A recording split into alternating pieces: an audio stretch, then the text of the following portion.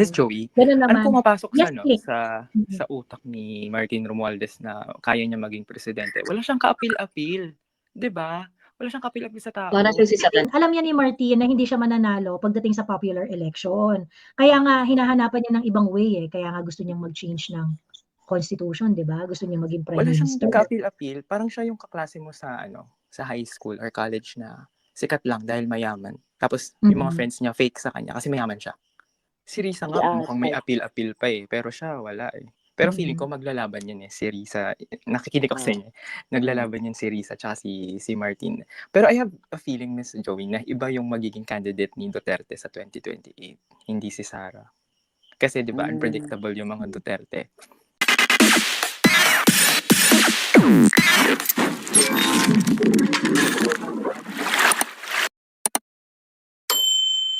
Sila nagtatry pa rin silang budol, no? Kala nila mabubudol pa tayo sa isang pagkakataon. No way! Tragis talaga yun. Kung pwede lang, kung kailan lalabas sa pwede ako, gusto kong lumabas talaga sa kahit ako ang magdala ng kahit ako magdala ng anong dalhin ko dyan. Busy talaga ako. Sa totoo lang, Miss Joey, talagang, sabi ko parang, minsan ayoko nang makinig dahil parang ba ako, minsan hopeless din ako, pero sabi ko ayokong maging kailangan magiging ilan kayo oo, kailangan kasi pagpapakita natin sa kanila, tatawanan nila tayo, ayan, gumigive up na yung ibang. No, correct. Kasi papaguri nila tayo sa totoo lang, Davao Karaoke Channel. Papagurin tayo ng mga yan. Kaya nga di ba ever since ang sinasabi namin ni Sas, this is going to be a long fight. This is going to be a long fight. So, kailangan talaga, hindi ka mafo-frustrate tayo, magagalit tayo. Alam ko yung iba dyan parang nagmamadali na. Lumabas na tayo, mag-EDSA na tayo and what not, ganyan-ganyan. You know, this is going to be a long fight. They are not going to be ousted by simply going out the streets. Totoo. Mahabang laban. Nakikinig ako lagi sa inyo, Miss Joey, kayo ni Miss Sas. Kasi si Miss Sas, 2015 pa ako, follower na niya ako. Talagang, silang dalawa nung umuutot ng cinnamon with the heat of cinnamon, ng buwisit. Putragis, 2015 pala. Pinakauna ko talagang, kasi digong na digong ang animal Tapos, silang kanto pa lang yan sila niya, kanto, si Sas 2015. Alam mo, nung nanalo na si Bangag, alam mo, naglaylo muna ako sa mga yung sinusubaybayan ko na. Tapos si Maharlika, pina-follow ko na rin siya, mga siguro 2016. Late ko na siyang pinalo. Kaya lang, nung nanalo na si Bangag, alam mo, sabi ko, mga muna ako, pahinga muna ako ng mga isang taon. Talagang isang taon, wala akong alam sa So, nung last lang, talagang nag-pop up sa channel ko. Ano ba to si Maharlika? Kasi ina-unfollow ko siya dahil nung umuutot ng cinnamon ng diputa, dahil sinisiraan niya si Kasi si wala akong alam kasi doon ako naniniwala. Mas naniniwala ako kay thinking yung Tanning P. At that time, at that time, mas naniniwala ako. Ako din. Yung tutubi, sabi niya, sabi, utang lang pala. Ganun, ang laki ng utang sa Amerika. Sabi ko, ano bang nangyari kay Maharlika? Anong ginawa niya kay Digo? Nanalo na si Bangag, parang ganun sabi ko. Tapos, wala. Nandoon na si Tanning P sa Inglaterra, sa England. Nag-ano na siya doon. Tapos, pinapanood ko pa rin siya. Tapos, sila dalawa niya, Lisa Tanas. Lagi siyang, nung, nandoon na siya sa England. Yun, nakita ko yung sumasakay siya ng bus, ganyan ang buhay ko. Sarap naman ang buhay ni TP, pinapaaral, gano'n. Kasi, siyempre, wala pa, kasi, bilib na bilib pa ako sa kanya Ganun, kumbaga, push mo lang yan, tapos pagkatapos mo dyan, parang ikaw na naman sa sunod, kung ano yung gusto mong, kung tatakbo man siya, kung enter man siya sa politics. Sige, go ka lang, ganun. Ganun pa yung ko sa kanya Tapos, nung last 2023, mga November, katapusan ata yun, nag-pop up si Maharlika sa akin, kahit ina-unfollow ko yun si Madam M, Di sabi ko, baka ang pinagano siya, talagang sabi niya, putang ina, Bangag, ganun, sabi ko. Gulat ako, sabi ko, ano na nangyari? Kasi siyempre hindi na ako, nag-away muna ako dahil siyempre matagal akong since 2015 pa.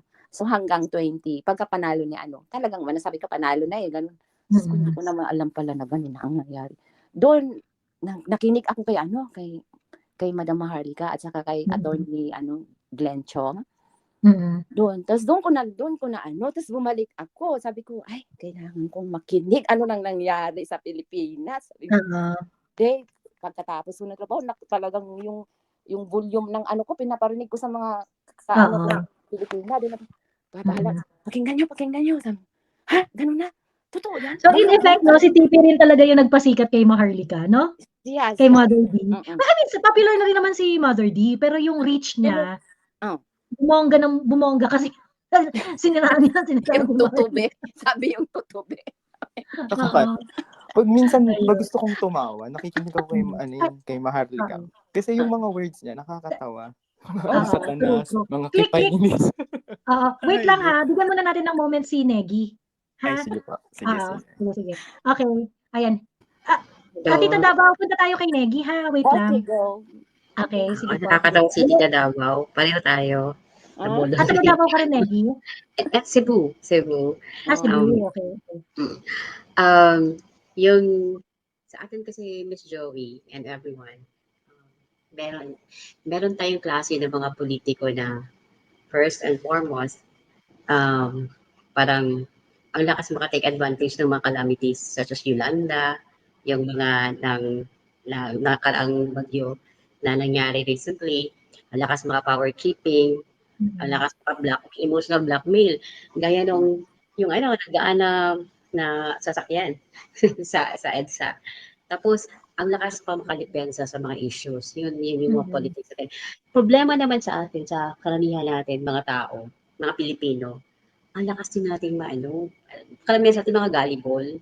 Parang, katulad ng nangyari sa Bicol, na grabe na nangyari sa kanila, pero napunta lang doon, si Bongbong doon, parang nakalimutan na ata ng mga tao na ilang araw pa before sila binisita doon. Tsaka yung nakalimutan ata ng mga tao ang dahilan kung bakit sila nagbuka ng ganyan. Nakalimutan nila yung flood control project kung nasaan na. So, yun yung mahirap sa atin eh. And ang problema din sa atin, parang passive tayo, Miss Joey. Parang, okay yan kasi nagbigyan na tayo ng ayuda. Hindi natin iniisip na we are actually we are being used by these politicians para sumikat sila, para mapag-usapan sila, para makakuha sila ng pondo kasi the more calamities the merrier sa bulsa nila eh. Yun yung totoo sa atin dito sa Pilipinas. Especially now. That's the quickest way for them to download funds. Yes, exactly. Kaya nga nung nagbagyo, sabi ko, mag-download naman ito. So, kakasabi ko lang, na si Romualdez na magpapa-approve siya ng ilang milyon yung pondo para sa mga victims ng calamity. So, pero ang laki ng pera, pero yung ibinibigay nila sa mga tao, ilang kilong bigas lang ba yun, Miss Joey? 3, minsan, buti pa nga si VP Inday, parang binigyan talaga niya ng, anong tawag nun, parang binigyan niya ng halaga yung mga tao na yung sako talaga na bigas from Robinsons, nakita ko. Sabi ko, yung magandang klase, no? Yung magagandang klase. Oo, yun. Hindi yung pwede na. Yun nga yung may dignidad, Diyos me. Yes, yun. Yung naalala ko yung sabi ng tatay ko, mahirap na nga tayo, tapos yung dignidad natin, ibibigay pa natin sa kanila, ano pang matitira sa atin? So, I hope the common people would realize that ang problema kasi sa atin, we don't have better education when it comes to choosing who to lead us. I remember Miss Joey one, I think that was 2015, before PRRD. Parang na siya doon, parang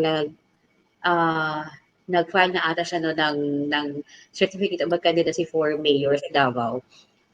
Nakita namin siya sa Mega Mall. And he was and then very simple person. And sabi ng asawa ko, pag ito tumakbo, nagpa-picture kami, can we ask him, kasi may sabi na yun natatakbo siya. We asked him, natatakbo ba siya? Sabi niya, hindi.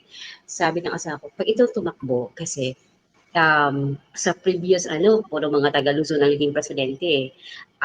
I think mananalo to kasi whole Visayas and Mindanao magtutulungan talaga, which is it came really true na ganun, and bonus pa na the kind of politics that and the kind of person that PRRD is yung person ba na lahat tayo makaka-relate sa kanya. Yung nagmumura tayo, yung paastig niya na pagsalita. Especially kami mga Bisaya, naalo kami pag nag-Bisaya din siya. So actually, nung time ni PRRD, to be honest lang, I am proud na Bisaya ako. Kasi nag-migrate na kami dito sa Manila, yung dila ko talaga parang Annabelle Rama eh. Pag nagpunta ako sa Bisaya ka dahil, pag nahihiya ako, but when PRD became the president, proud ako pag tinatanong ko, magkano is that dong, magkano is that dahil, ganyan na yung ko, and then yung mga Bisaya, ini-embrace nila, Bisaya ka. So nagiging nabibigyan ng parang importansya ang mga Bisaya. So, correct. At na-confront yung mga subtle discrimination na na-experience ng mga Bisaya. Di ba? Totoo yan. Yung mga subtle, yung mga micro, ito gagamitin ko yung term ng mga yung mga microaggression sa mga Bisaya. Di ba yung mga di ba gano'n naman yung kapag kunwari kahit yung mga Tagalog pagka nagkikita-kita tapos kunwari nagsalita siya na parang yung pagkakasabi is parang pagkakasabi ng Bisaya, ganon. Yung magtatawanan. Yes. Yung magtatawanan yung mga ganyan. Yung mga subtle aggression na ganyan, mga microaggressions na ganyan. Na-confront rin yun nung panahon ng PRRD eh. Kasi parang nailagay sa table yung usapan tungkol sa Imperial Manila na parang bakit kayo naman lagi ang nagpapakasasa sa resources ng Pilipinas, mga Manila thinker, mga ganyan. And it's a good thing, no? Kasi talagang narinig ng buong Pilipinas yung sentimiento ng mga Bisaya. Exactly. Who, by the way, was able to deliver. Diba? Yes. Bisaya, para lang magkaroon ng kaliwanagan tong bansang to. At nabigyan ng pansin yung Mindanao. Buti sa amin sa Cebu, at least napapansin kami kasi second to the Imperial Manila yung Cebu. Kumbaga sinasabi. So, nabigyan ng pansin yung Mindanao, nabigyan siya ng mga proyekto na dati yung mga ibang presidente na experience nila doon, parang patsi-patsi lang, kahoy na bridge, mga ganun lang. When PRD became president, yung totoo talaga yung niya na change is coming. It was really a big change na nakita natin. Sadly, naniniwala tayo. Kasi to be honest lang, nung October 28, I was there with Joey sa Senate.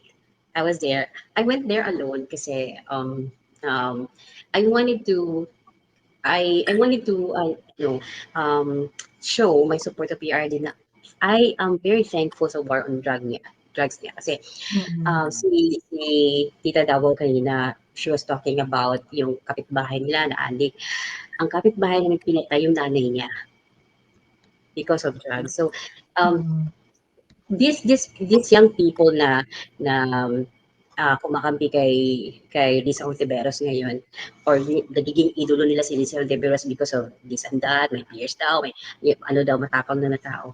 They are just very idealistic. Hindi nila kasi nakikita, hindi nila nafe-feel, at ang problema kasi sa mga kabataan ngayon is just they choose what to believe, especially kung ano nakikita nila sa social media. So hindi tinatamad sila to research more. Kaya yung sinabi mo kanina ka, you have to do some research, you have to do some comparison, and if possible, you try to dig deeper kung ano ba talaga ang mga nangyayari. So sadly ganun ang mga kabataan ngayon. But I can still sense na when we say we're DDS, we are not DDS because ginawa natin Josie Duterte. We are DDS because what had PRRD did to our country is very useful to us, and na nakikita natin na meron talaga isang magandang result, and I hope na sa susunod na mga panahon kasi I don't think the geopolitical problems that we have here ngayon sa Pilipinas mariresolve ba siya gaya ng sinabi mo na hindi naman bigla-bigla pupunta tayo sa EDSA para magdala tayo ng doon kasi sa time ni Cory before, sa time ni Estrada na napaalis siya right away, iba na kasi ang panahon ngayon. A lot of people ngayon parang siguro sa na rin sa hirap na rin ng buhay, walang pamasahe papunta, and I think we need someone to lead us, to guide us on really what to do. I watched this vlog ni yung si Princess Maui. Meron siyang sinabi na we can actually email Malacanang, and we can send mga kung ano yung mga reklamo natin. Parang i-mass email daw ba? Tapos sabi ko, yeah, I think it's also useful. But I know hindi naman tayo sasagutin, hindi naman nila sasagutin yung mga yan. So I just hope na ganitong platform, I know na may mga politiko na nakikinig sa'yo, especially you, because you are so brave talaga to express your thoughts about this government. So I know na somehow, kagaya nitong forum na ito, malalaman nila yung mga natin, mga sentimento natin. Yun.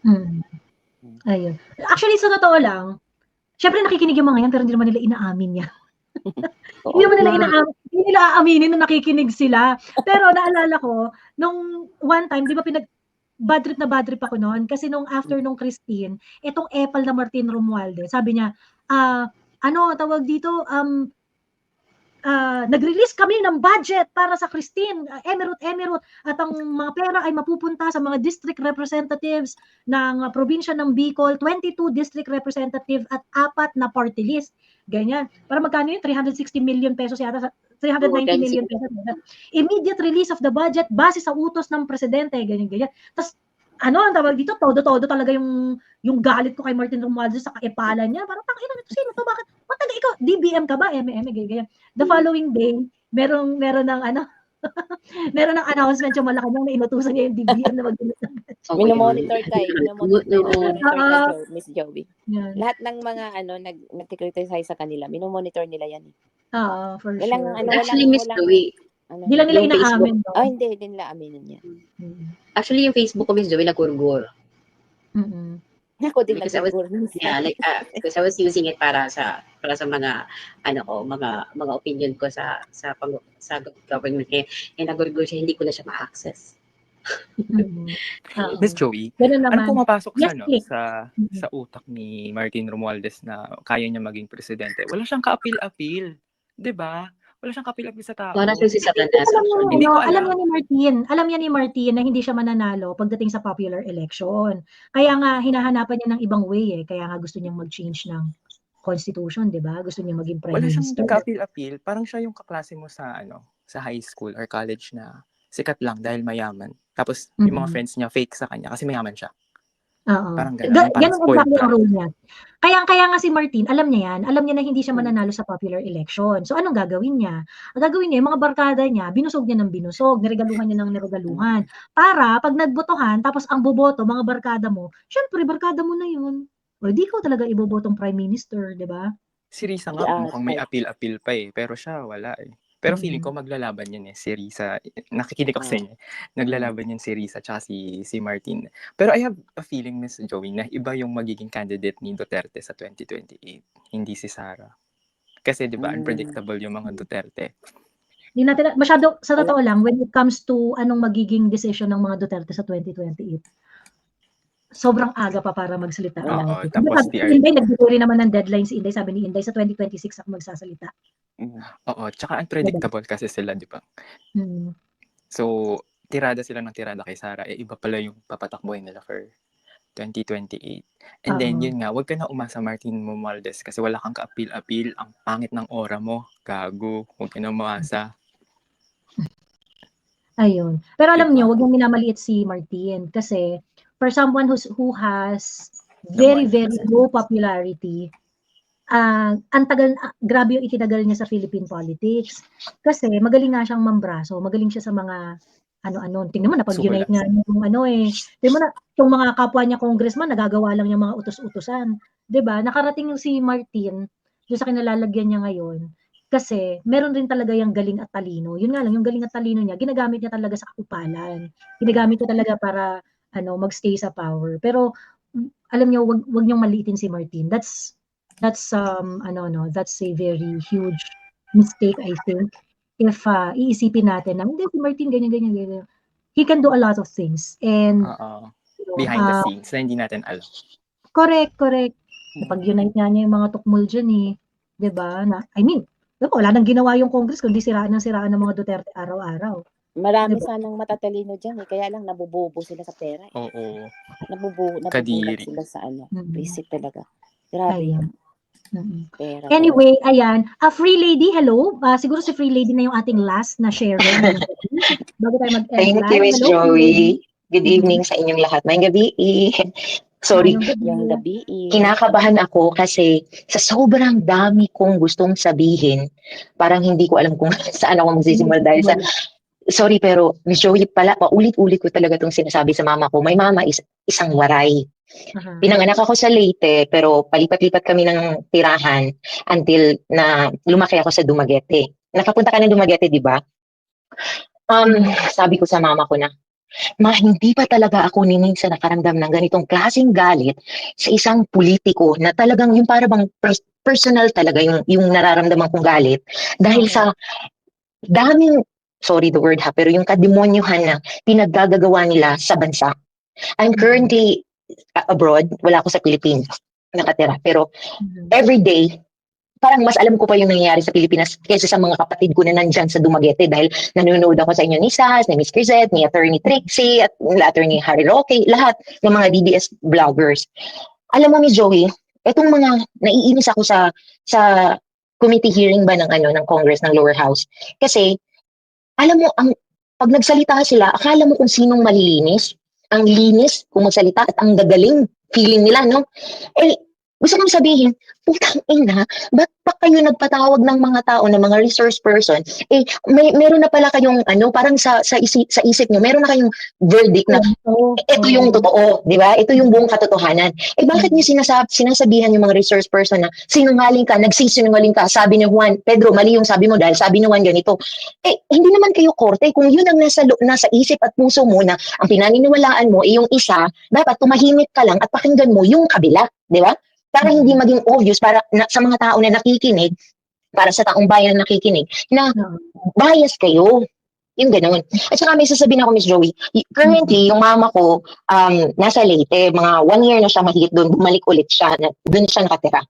Alam mo ba, sabi niya sa akin, kasi may mga kamag-anak, ganyan, driver mismo sa Tacloban nagsabi ha, kasi galit ako kay Martin. Sabi ng mga driver doon mismo na yung mga tao daw, bawal daw, yung bus or yung mga sasakyan na public utility vehicles ba, bawal daw magbaba ng mga pasahero sa tapat ng Robinsons. Kasi doon lang daw sa terminal, magbababa ng mga pasahero para yung mga pasahero ay sumakay ulit galing doon sa terminal papunta ng Robinsons. Samantalang yung sinakyan ko na tricycle ba ngayon or bus or jeep or dumaan na ng Robinsons. Binago nila, kailangan sa terminal lang daw bumaba dahil para sumakay kayo doon sa mga sasakyan na maghahatid papuntang Robinson Mall na pagmamay-ari ng mga Romualdez. Kita mo kakupalan ng mga gago. Dapat naglagay na sila ng designated drop-off point sa Oo. Dati hindi daw yan ganyan. Pwedeng magpababa doon. Kasi nga, syempre, makakatipid yung...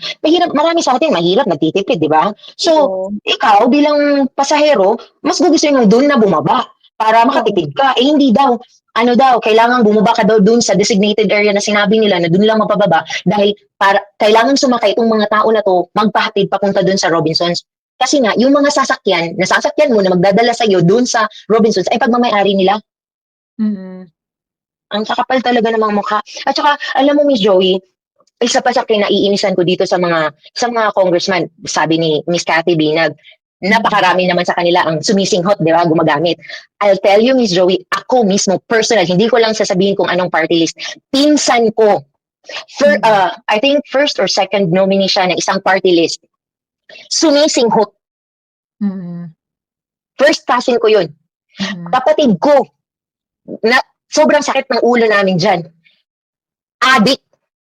Kaya naiinis ako dun sa sinabi ni si Bersamin ba yun? Yung nagsabi nung after nag-attend si PRRD sa Senate, na nagsabi siya ng Oo, yung nagsabi siya na I disagree daw doon kay PRRD na ano daw ngayon daw there's a widespread ano daw widespread distribution of peace and ano sa buong bansa. Ganyan. Alam mo, gusto kong sabihin sa harapan niya, sa planeta ka ba nakatira? Natutulog ka ba? Ano ka ba? Tulog ka ba? Hindi mo alam kung ano nangyayari? Miss Joey, dati, sa Dumaguete, yung Dumaguete, you've been to Dumaguete, pero iba na kasi ngayon, Miss Joey. Alam mo, sa Dumaguete dati, di ba maraming motor doon, yung mga single lang. So, feel mo kumain ng balot, ng madaling araw, ayaw mo pang matulog, magdadrive ka papunta doon sa downtown, magsa-strolling lang, bibili ng tempura, sitting, sa boulevard, yung palamig-palamig, pahangin, ganun. Dahil safety. Ngayon, Miss Joey, hindi ka ba maiinis? Ito, nangyari to, I think early this year to nangyari, na yung isang 17 years old na bata, naging addict. Linggo yun nangyari, linggo yun. Meron kasing page na, yung lahat ng pangyari sa Dumaguete, pwede kang mag-report doon kung may nangyari sa kapitbahay niya, yung ganun ba. Linggo yun. Gumising yung tiyahin niya, nakita nung tiyahin na yung nanay ng tiyahin, ay marami ng dugo, 80-something years old dahil ni-rape nung pamangkin niya, yung nanay niya. Oo, hindi ka ba magagalit noon? Nasaan ka rin sa Ontiveros? Nasaan yung mga Yung mga ganyang unspeakable crimes kasi, yung mga ganyang unspeakable crimes, yan yung mga hindi naiintindihan ng mga galit na galit sa kay PRRD eh. Si PRRD kasi, yan yung mga kwentong naririnig niya sa araw-araw. Diba? Nung mayor siya, nung presidente siya, yan yung mga kwentong naririnig niya sa araw-araw. Diba? Ngayon, itong mga to, hindi naman kasi nila nakikita yung mga ganyang klaseng problema. Siguro kasi yung mga fans nila or whatever, hindi rin naman magkukwento ng mga ganyang klaseng krimen kasi siguro itatago, hindi rin naman komportable sa kanila na hahanapan nila ng solusyon yung ganyang katinding ano, 'di ba? Biruin mo anak ni rape yung nanay, yung mga ganon. Hindi nila ano eh. Sino magtitiwala ina ikaw nakaranas ka ng ganon, lalapit ka kay Risa Ontiveros, hihingi ka ng tulong. Baka gawin pang ibuyang-yang pa yung storya mo niyan pagkatapos for his own political gain. Di ba ganun pa yung gawin niyan? But you know, you have the same experience, lalapit ka kay, let's sabihin natin, lalapit ka kay Bato or kay PRRD na ganun yung storya mo. Alam mo na merong mangyayari, di ba? Alam mo na talagang talagang you know, in one way or another there's going to be there's gonna be an action, di ba? Yun yung yung kasi hindi nila naiintindihan eh. Ayan. Alam mo, Miss Joey, yung family ko from my lolo, lola, ganyan, sa mother side ko, talagang loyalista yan sila, Marcos. Pero at the same time, Duterte din sila. Alam mo yun? Pero hindi sila yung bulag-bulagan ba na loyalista sila, pero ito na yung si Bongbong, anak ni senior, ganito, loyalista pa rin sila kahit ganito na yung nangyayari. Alam mo, Free Lady, pansin ko, yung mga totoong loyalista, yung mga loyalista talaga, ang loyalista naman kasi loyalista yun sa matanda eh, hindi naman matanda. Wala namang loyalistang Bongbong eh. Wala namang loyalistang Bongbong, yung mga loyalistang Bongbong, yung mga ngayon lang, hindi naman yan loyalista sa tatay. Ganon. Yung mga loyalista sa tatay, kahit sila, nakikita nila yung mali ngayon. Kahit sila disappointed sa mga nangyayari ngayon. In fact, ang dami talagang yung mga feeling sorry talaga na pinagsisihan na pinamana ko, nabubisit ako kasi yan yung mga bumoto na inconsequential naman sa kanila si Inday eh. Kasi yung mga Duterte supporters, bumoto kay BBM mainly because Inday is the vice, ganon. Malaking factor si Inday, kumbaga kasi syempre parang kahit duda ka, parang pinili kasi ni Inday ganyan. So kumbaga malaking factor si Inday. Ngayon, yung mga inconsequential si Inday para sa boto nila, yung mga loyalists, they're going to BBM no matter what. It is because pinamana nila yung loyalism nila dun sa matanda kay BBM. And sa totoo lang, marami na rin sa mga yan ang nagsisisi. In fact, yung mga grupo nga ng mga loyalists sa New York, sila yung mga numero 1 galit na galit. Attorney Valera. Attorney Arnedo Valera. Loyalista yun eh. 'Di ba? Pero kahit siya, sukang-suka rin siya sa nangyayari ngayon. Ayun. So, yun. At saka kasi, Miss Joey, sorry. Ayan. Teka, gusto ko lang basahin to. Taga Bulacan ako now, pero I grew up sa Davao. I lived there until 2000. Nagbakasyon na lang until nagsettle na talaga dito sa Luzon. And very different talaga ang Davao dati. Na-experience ko nung magulo, bombing ng San Pedro Cathedral. Tapos nung bumalik ako sa Davao ng 2013, sobrang na-shock ako sa changes. Super linis, disciplined ang mga tao. Feel ko talaga safe ako unlike before. Iba talaga ang tatak Duterte. Sa ugali ng mga Pinoy, kailangan talaga iron fist. Ayan, naputol na ang kanyang comment. Sabi ni, War on Drugs for Innocents. Advice po, Miss Joey, every barangay na gusto ng pagbabago ay bumuo at maghanda at yung mga talagang handa makipaglaban, hindi lang sa mga Duterte, pero para sa bayan at kinabukasan ng ating mga anak. Totoo yan. Kaya nga, ako you start with your family, with your friends, yung mga kita-kita ko, yung mga meet up, maganda yun, mga kanya-kanyang town plaza. O kunwari, yung mga taga Leyte, kita-kita kayo every Friday dun sa Freedom Park dun. Usap-usap lang kayo, ganyan. Kung ano yung mga nangyayari, ganyan.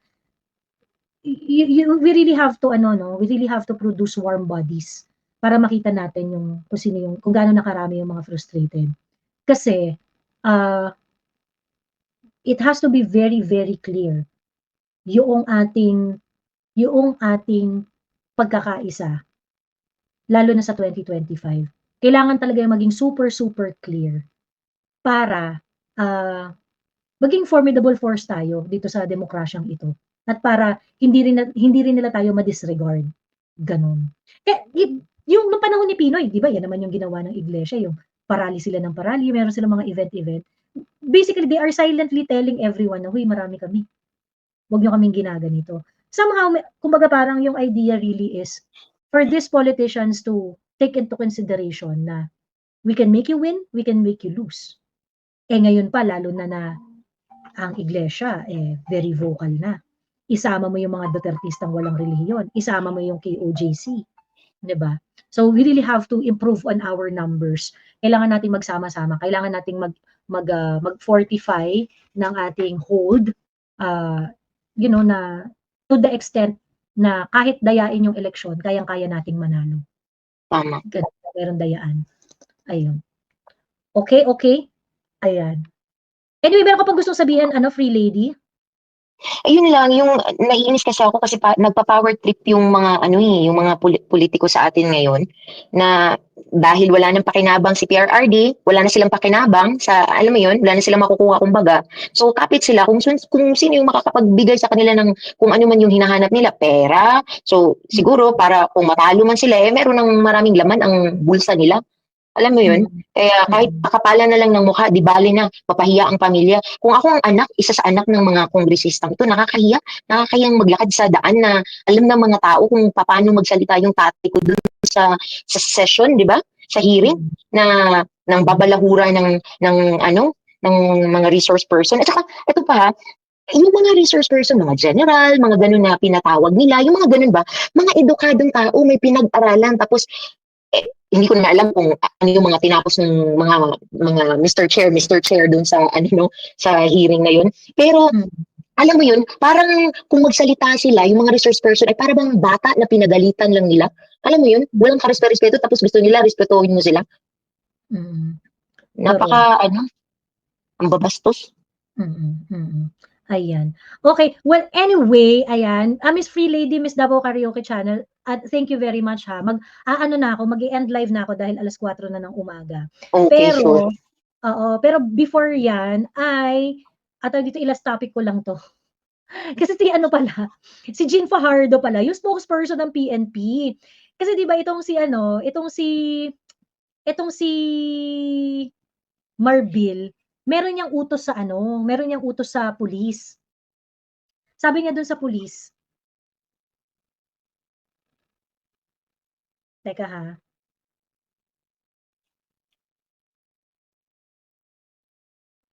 Meron niyang utos sa pulis. Ito yung sabi niya sa pulis. Ayan.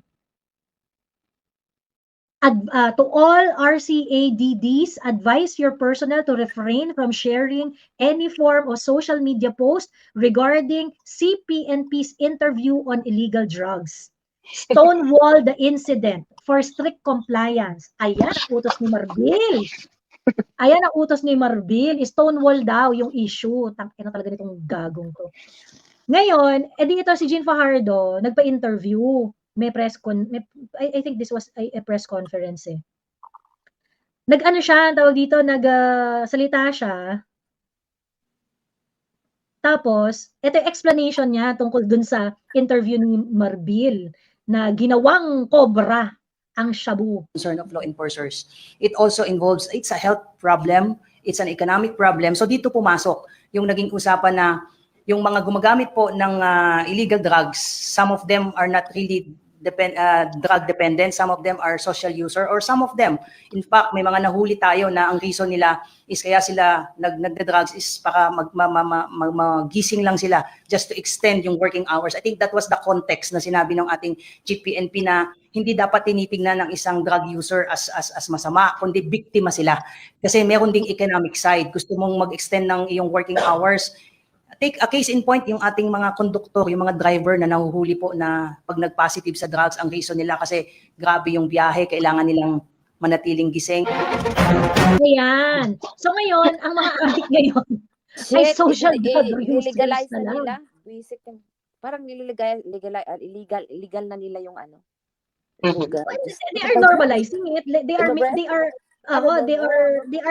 watering down yung illegal drug use. Ano ba yan? Pero alam mo, Miss Joey, ito, nung narinig ko yung sinabi ni Marbil, for sure, sabi ko, ito, sinabi lang niya to para hindi masyadong halata na tinitira niya yung mga, into drugs, di ba? Kasi yung amo nila, yung boss nila, sumisingot eh. Dahil, alam mo kung si PRRD ang presidente ngayon, tapos siya ang PNP chief, malamang hindi yan yung sasabihin niya, gagamitin niya yung utak niya, at sasabihin niya kung ano talaga yung tama para sa ating lahat. Yung tingin natin na tama. Kaya yung ganyan yung sagot niya, dahil syempre, hindi niya pwedeng tirahin ng basta-basta dahil para na rin yung tinira yung amo niya. So, iba lang sabihin, boss, okay lang na sumingot ka dahil para sa economy natin, kailangan mo marami kang pipirmahan para umabot ka hanggang anong petsa dyan, magpirma-pirma, magbasa ng mga dokumento. Nakakainis talaga. Inano nila yung pinag-aralan nila noon ng dahil lang sa isang presidenteng di naman tapos. Ito kasi yung problema dyan. Yung addict, wala naman nagsabi na wala naman nagsabi na patayin yung addict ura-urade. Wala namang ganun. Wala namang ganung policy si PRRD.